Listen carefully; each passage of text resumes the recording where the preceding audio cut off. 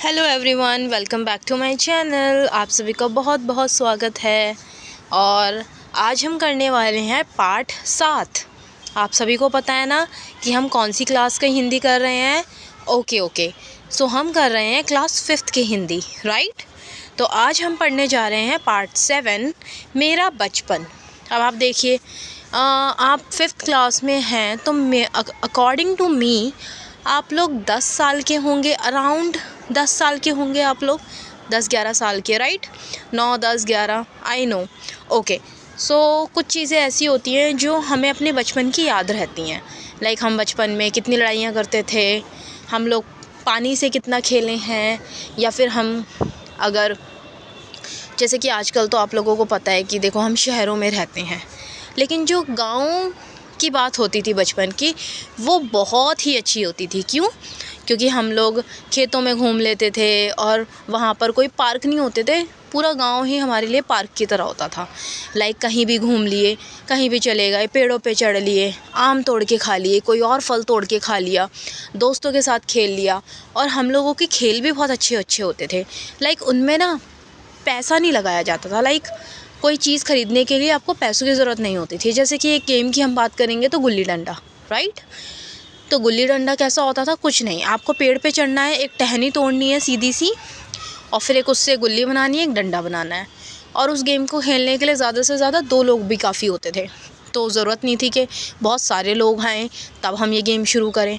और बचपन में और सारी चीज़ें भी होती हैं जो हमने खेल खेले, मम्मी पापा से डांट खाई, दादा दादी की कहानियाँ सुनी, उनके साथ घूमने गए, मेला देखने गए, और भी बहुत सारी चीज़ें, है ना। तो आपके भी बचपन की बहुत सारी चीज़ें होंगी, तो आप बताना चाहें तो आप कमेंट बॉक्स में ज़रूर बता सकते हैं। ओके, तो आज हम पढ़ने वाले हैं मेरा बचपन। और जैसा कि आप इस पिक्चर में देख रहे हैं कि कितनी प्यारी ड्राइंग बना रखी है इसके अंदर, क्योंकि ऑब्वियसली ये गाँव के बचपन की बात चल रही है, जिसमें एक पेड़ है, बच्चा पेड़ पे लटक रहा है, और पेड़ है आम का, और वो टहनी को नीचे कर रहा है लटक के, ताकि उसकी बहन आम तोड़ सके। तो देखिए, उसने लटक के टहनी को नीचे किया और उसकी बहन ने आम तोड़ लिया। और उस पेड़ पे एक गिलहरी भी है प्यारी सी, और सूरज बढ़िया सी रोशनी दे रहा है, घर बहुत अच्छे हैं, गार्डन है, और मिट्टी की ज़मीन है। कुछ पत्ते पेड़ से गिरकर नीचे भी गिर रहे हैं, पेड़ से टूटकर, है ना। तो the drawing is very nice. आप चाहें तो अपनी ड्राइंग फाइल में ये वाली ड्राइंग बना सकते हैं, क्योंकि ये बहुत ही सुंदर लग रही है ना। तो चलिए अब हम इस पार्ट को शुरू करते हैं और देखते हैं कि इस पार्ट के अंदर क्या कहा गया है ना। तो चलिए पढ़ना शुरू करते हैं। Okay so let's begin. Hi बचपन। अब हम क्या याद कर रहे हैं? अपने बचपन को याद कर रहे हैं। यस, तेरी याद नहीं भूलती, यानी कि मतलब कोई अपने जो नरेटर हैं वो ये बोल रहे हैं कि जो तेरी यादें हैं ना वो हमसे कभी नहीं भूली जाती। हाय बचपन, बचपन की बात चल रही है। एक कच्चा टूटा घर। ऑब्वियसली शुरू में जो है लोग थोड़े से क्या होते हैं, छोटी फैमिली होती है, थोड़े मैं ऐसा थोड़ा कम होता था, लेकिन लोग खुश रहते थे, है ना। वह पयाल का बिछोना, पयाल मतलब काफ़ी कंफर्टेबल, जिस भी चीज़ का बिछोना होता था वो उस टाइम पे हमें बहुत कंफर्टेबल लगता था। वह नंगे बदन, नंगे पाँव, खेतों में घूमना, आम के पेड़ों पर चढ़ना, सारी बातें आँखों के सामने फिर रही हैं। ठीक है, तो इसमें कहा गया है कि जो हमारा बचपन था वो कितना अच्छा था। छोटे छोटे घर होते थे, टूटे कच्चे मकान, बिछौना कितना अच्छा आरामदायक लगता था। बच्चे क्या होते हैं, कपड़े पहनते हैं, नहीं पहनते हैं, ऐसे ही खेलने भाग जाते हैं। और चप्पल तो बच्चे कभी पहनना पसंद नहीं करते, तो नंगे पैर घूमते रहते थे खेतों में, आम के पेड़ों पर चढ़ते थे, है ना। तो वही कह रहे हैं, अपने बचपन की याद दिला रहे हैं। आम के पेड़ों पर चढ़ना और सारी बातें, जितनी भी ये चीज़ें हैं, ये हमारी आँखों के सामने आती हैं। तो अब वो जो नरेटर हैं वो अपने बचपन की बात बता रहे हैं। मैं अपने चचेरे भाई हलधर के साथ दूसरे गांव में एक मौलवी साहब के यहाँ पढ़ने जाया करता था। तो यहाँ नरेटर बता रहे हैं, और वो किसके साथ किसके साथ अपने पढ़ाई करने के लिए जाते थे? वो जाते थे हलधर, अपने चचेरे भाई के साथ। मेरी उम्र 8 साल थी, उनकी उम्र 8 साल थी। हलधर मुझसे 2 साल जेठे थे, 2 साल बड़े, यानी कि जब 2 साल जेठे बड़े थे, यानी कि वो कितने के होंगे? 10 ईयर्स के होंगे, है ना। 10 ईयर्स। हम दोनों प्रातःकाल मटर और जौ का चबेना लेते थे। यानी कि जब हम जाते थे सुबह पढ़ने के लिए तो खाते पीते जाते होंगे, लाइक मटर चबाने लग गए या जौ, इस टाइप से चबाते हुए, क्योंकि यही होती थी सुबह की डाइट्स। रामलीला में भी आनंद आता था। अब वो रामलीला देखने जाते थे तो उसमें भी बहुत आनंद आता था। आपको पता होगा कि बहुत सारे बच्चे होते हैं जिनको बहुत शौक़ होता है रामलीला देखने का, वो एक मौका नहीं छोड़ते और हमेशा चले जाते हैं देखने के लिए। मेरे घर से बहुत थोड़ी दूर पर रामलीला का मैदान था, ठीक है, जिस घर में लीला पात्रों का रूप रंग भरा जाता था, है ना, रूप रंग भरा जाता था। यानी कि वहाँ पर उसने बोला है कि रूप रंग यानी कि उनको वो नहीं तो थोड़ा सा मेकअप किया जाता है, थोड़ा सा उनको कैरेक्टर में लाने के लिए रेड रेड ब्लश लगाया जाता है, लिपस्टिक टाइप लगाई जाती है और उनका बालों का हेयर स्टाइल ऐसे किया जाता है कि वो उस कैरेक्टर जैसा ही लगे। वह तो मेरे घर से बिल्कुल मिला हुआ था, यानी कि जहाँ पर जो तैयार होते हैं लोग वहाँ पर उनका घर वहीं पर उनसे मिला हुआ था। 2 बजे दिन से पात्रों की सजावट शुरू होने लगती थी। अब पहले तो मेकअप किया जाता था और बाद में उनके कपड़े वपड़े पहनाकर उनको तैयार करने की शुरुआत की जाती थी। मैं दोपहर से ही वहाँ जा बैठता। अब इतने खुश, मतलब इतने एक्साइटमेंट रहती थी उनको कि वो पहले ही जाकर बैठ जाते थे, जैसे कि नॉर्मली बच्चे करते हैं। शुरू होने से पहले ही सारे बच्चे जो हैं रामलीला में या फिर कहीं भी बैठ जाते हैं जाकर और अपना खुद ही फ़न करते रहते हैं, क्योंकि वो उस चीज़ के लिए बहुत ज़्यादा एक्साइटेड होते हैं, राइट। जिस उत्साह से दौड़कर छोटे मोटे काम करता, उस उत्साह से तो आज अपनी पेंशन लेने भी नहीं जाता।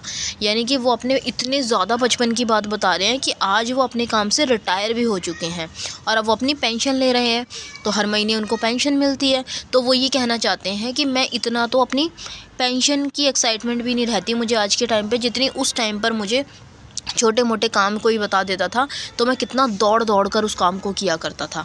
बच्चे ऐसे ही होते हैं, कोई भी काम उनको बताओ तो बहुत एक्साइटेडली कि हमें कोई रिस्पॉन्सिबिलिटी दी गई है, उस तरीके से वो उस काम को बहुत अच्छे से करते हैं, राइट। अब उन्होंने बोला है गुल्ली डंडा सब खेलों का राजा है। ऑब्वियसली गुल्ली डंडा उस टाइम पर और इस टाइम पर भी खेलों का राजा माना जाता है। अब भी कभी लड़कों को गुल्ली डंडा खेलते देखता हूँ तो जी लोटपोट हो जाता है कि इनके साथ जाकर खेल लूँगा। यानी कि जब वो देखते हैं किसी को तो उनका मन करता है कि काश मैं भी खेल सकता, मैं भी खेल लूँ जाके। न लॉन की ज़रूरत, न कोट की, न थापी की, मज़े से किसी पेड़ से एक टहनी काट ली, गुल्ली बना ली और 2 आदमी भी गए तो खेल शुरू हो गया। थापी यानी कि एक बैट टाइप का, क्योंकि अगर इंसान क्रिकेट भी खेलेगा और उसको बैट की भी नीड होगी तो वो भी पैसों की आएगा। लेकिन ये जो गुल्ली डंडा होता था इसमें कोई पैसे की ज़रूरत नहीं होती थी। आप जाओ पेड़ पर चढ़ो, डंडी टहनी तोड़ो और अपना गुल्ली डंडा बना लो, और जैसे ही जब 2 दोस्त मिले फटाफट से आप खेलना भी शुरू कर दो। इसमें ज़्यादा लोगों की ज़रूरत भी नहीं पड़ती क्रिकेट की तरह। विलायती खेलों में सबसे बड़ा ऐब है कि उनमें सामान महंगे होते हैं। ऑब्वियसली विलायती खेल होते हैं, बड़े बड़े खेल जो होते हैं उनमें क्या होता है, सबसे प्रॉब्लम वाली बात यही हो जाती है कि उनमें बहुत ज़्यादा पैसा लगता है। सामान ख़रीदने के लिए बहुत महंगी महंगी चीज़ें आती हैं। पर हम अंग्रेज़ी सी चीज़ों के पीछे ऐसे दीवाने हो रहे हैं कि अपने सभी चीज़ों से अरुचि हो गई है। जो हमारी खुद की चीज़ें हैं हम उससे दूर भाग रहे हैं, और जो बाकी के खेल आ रहे हैं हम उनमें बहुत ज़्यादा इंटरेस्ट ले रहे हैं, जबकि वो कितने महंगे होते हैं। क्योंकि आप देखेंगे अगर आप किसी भी चीज़ में, जैसे आप क्रिकेट में ही अगर इंटरेस्टेड हैं तो आपको बैट भी लेना पड़ेगा, बॉल भी लेनी पड़ेगी, फिर आपको उसका पूरा सेटअप वो भी लेना पड़ेगा, यूनिफॉर्म भी लेनी पड़ेगी क्रिकेट की, आपको जो है बैग भी लेना पड़ेगा और उसके अंदर और भी बहुत सारे क्रिकेट के सामान होते हैं तो वो भी आपको लेने पड़ेंगे। यानी कि बहुत ज़्यादा महंगा पड़ जाता है। और इवन जब आप कहीं सीखने के लिए जाते हैं तो आप उसको फ़ीस भी पे करते हैं, राइट। तो इस तरीके से बता रखा है कि अब जो गेम्स आ गए हैं अब उनमें बहुत ज़्यादा महंगाई हो चुकी है। हमारे स्कूलों में हर एक लड़के से 3-4 रुपये सालाना केवल खेलने की फ़ीस ली जाती है। ये तो कम बता रहे हैं, ज़्यादा ली जाती है, बट हाँ ली जाती है। किसी को यह नहीं सूझता कि भारतीय खेल खिलाएं जो बिना दाम कौड़ी के खेले जाते हैं। तो वो कह रहे हैं कि उनके हिसाब से कि ऐसे खेल खिलाने चाहिए जिनमें ज़्यादा पैसा ना लगे। लेकिन देखिए आज का जो टाइम है, जो हम इस सेंचुरी में जी रहे हैं, आज के टाइम में हमें चीज़ें चाहिए और वो महंगी ही आती हैं। ये टाइम गुल्ली डंडे का टाइम नहीं रह गया है। और भी बहुत सारे खेल आ गए हैं जिनमें हमें जिनको हमें खेलना होता है, जिनसे ही हम आगे बढ़कर जो है international, district, international, state levels पर खेलते हैं, है ना। ठीक है, गुल्ली से आँख फूट जाने का भय रहता है, तो क्या क्रिकेट से सिर टूट जाने का भय नहीं रहता? बिल्कुल सही बात है। अब वो कह रहे हैं कि भाई गुल्ली डंडा से ठीक है, थोड़ी सी हमारी आँख फूटने का डर रहता है, आँख में ना लग जाए, लेकिन क्रिकेट से भी तो सर में बॉल लग जाए या हम गिर जाएं, उसका भी तो भय रहता है ना। तो देखिए, एक पिक्चर देख लेते हैं हम, छोटी सी प्यारी सी। क्या देख रहे हैं इसमें कि बहुत ही प्यारे प्यारे बच्चे हैं। जो ये बच्चा है, इसने ये ले रखा है डंडा, और ये इसकी छोटी सी है गुल्ली। इस टाइप से गुल्ली बनाई जाती है कि पहले इसको नीचे मारो, यहाँ से साइड से यहाँ से मारो, फिर जैसे ही उछलेगी इसको दोबारा मारो। और बच्चे क्या कर रहे हैं, यहाँ पर कैच करने के लिए यहाँ पर खड़े हैं, देखते हैं। और जैसे ही कोई कैच कर लेगा तो वो उसको आउट हो जाएगा, वो बच्चा जो कि गेम खेल रहा है। तो इसमें ये बताया गया है, राइट। तो ये भी एक तरीके से क्रिकेट की तरह ही है, लेकिन क्रिकेट में तो बहुत सारी चीज़ें हमें ख़रीदनी पड़ती हैं, बट यहाँ पर हमें नहीं कुछ ख़रीदना पड़ता। आगे देखते हैं कि क्या कह रहे हैं हमारे नरेटर जो हैं। कौन है नरेटर? प्रेमचंद। देखते हैं क्या कह रहे हैं। अगर हमारे माथे में गुल्ली का दाग आज तक बना हुआ है, तो हमारे कई दोस्त ऐसे भी हैं जो थापी को बैसाखी से बदल बैठे हैं। यानी कि ठीक है, हमारे सर में अगर कभी चोट भी लगी होगी गुल्ली से, उसका दाग आज तक है, बट इसका मतलब ये नहीं कि हम अच्छी चीज़ों को गलत चीज़ों से बदल लें, ऐसा नहीं करना चाहिए। खैर, यह तो अपनी अपनी रुचि है। मुझे गुल्ली ही सब खेलों में अच्छी लगती है। ठीक है, अपनी अपनी चॉइस है। किसी को फुटबॉल पसंद है, किसी को क्रिकेट पसंद है, किसी को वॉलीबॉल पसंद है। तो सबकी अपनी अपनी चॉइस है कि किसको क्या पसंद है। प्रातःकाल घर से निकल जाना, पेड़ पर चढ़कर टहनियाँ काटना और गुल्ली डंडा बनाना। मतलब कि वो बता रहे हैं कि कैसे करते थे। वो सुबह सुबह घर से निकल जाते थे, क्योंकि बच्चों को क्या ही काम होता है, उठे, कुछ खाया पिया, निकल गए। पेड़ पर चढ़ते थे, डंडी टहनी तोड़ते थे, काटते थे और उससे गुल्ली डंडा बनाते थे। वह उत्साह, वह लगन, वह खिलाड़ियों के जमघट, वह लड़ाई झगड़े, वह सरल स्वभाव, अमीर गरीब का बिल्कुल भेद ना था, अभिमान की गुंजाइश ही ना थी। ओके, तो इसमें बता रहे हैं कि जो पहले था, कोई अमीर गरीब नहीं था, है ना। जैसे ही गेम खेलने लगते थे, बहुत सारे खिलाड़ियों का जमघट हो जाता था। सबका सरल स्वभाव था, यानी कि कोई छल कपट, धोखाधड़ी, लड़ाई झगड़े होते थे, छोटे मोटे लड़ाई झगड़े हो जाते हैं खेल में, लेकिन उत्साह और लगन तो सबसे ज़्यादा थी कि हर किसी को गेम खेलना है, कोई भेद नहीं था किसी में भी, और अभिमान की तो गुंजाइश ही नहीं थी। जैसे कि आज क्या होता है, अगर कोई बच्चा बैट ले आए तो उसको लगता है कि बैट मैं लाया हूँ तो मैं ही पहले बैटिंग करूँगा, और मेरी बैटिंग हो गई तो मैं कभी भी जा सकता हूँ। तो ये जो एक अलग ही एटीट्यूड होता है बच्चों का, ये पहले नहीं था, है ना। तो वही, घर वाले बिगड़ रहे हैं, पिताजी चौके पर बैठे रोटियों पर अपना क्रोध उतार रहे हैं। ना नहाने की सुध है, ना खाने की। गुल्ली है ज़रा सी, पर उसमें दुनिया भर की मिठाइयों की मिठास और तमाशों का आनंद भरा है। यानी कि बता रहे हैं कि पहले के टाइम में जैसे लोग एक दूसरे के ऊपर बिगड़ते हैं, झगड़ा करते हैं, या जो पिताजी होते हैं वो रोटी खाते खाते उन पर क्रोध निकाल रहे होते हैं, और ना जाने कितनी सारी चीज़ें हैं बता रहे हैं जो। लेकिन एक गुल्ली ऐसी चीज़ है जो दुनिया भर की जितनी भी मिठाइयाँ हैं उनमें इतनी मिठास नहीं है जितने कि इस गुल्ली डंडा में मिठास है। यानी कि वो अपने बचपन की बात बता रहे हैं, गाँव का दृश्य को एक्सप्लेन कर रहे हैं हमारे सामने, बता रहे हैं कि उनके टाइम पर चीज़ें कैसी कैसी हुआ करती थी। ऑब्वियसली आज के टाइम में थोड़े से टाइम में ये चीज़ें बहुत ज़्यादा चेंज हो जाती हैं, और वैसे ही यहाँ पर हैं चीज़ें। तो ये प्रेमचंद ने जो है, ऑब्वियसली इसके नरेटर हैं, रत्न सागर प्रकाशन से साभार। तो चलिए, आप लोगों को ये स्टोरी कैसी लगी, ये जो पार्ट था आपको मेरा बचपन, ये कैसा लगा? तो आई होप आपको ये पसंद आया होगा। मुझे ये स्टोरी बहुत अच्छी लगी, 5th क्लास की है, बहुत अच्छी स्टोरी है।